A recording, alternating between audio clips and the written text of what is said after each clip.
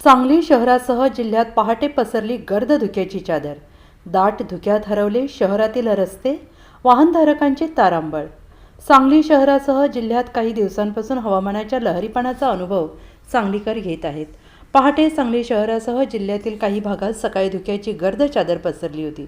धुक्यांनी सकाळी शहराला कवेत घेतल्यासारखं वाटत होतं।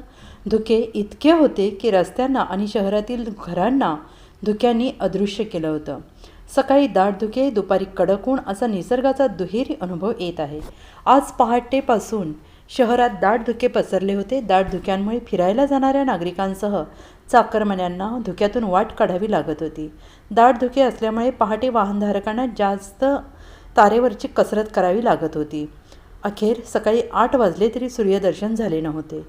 Bureau report, SBN Marathi, Sangli.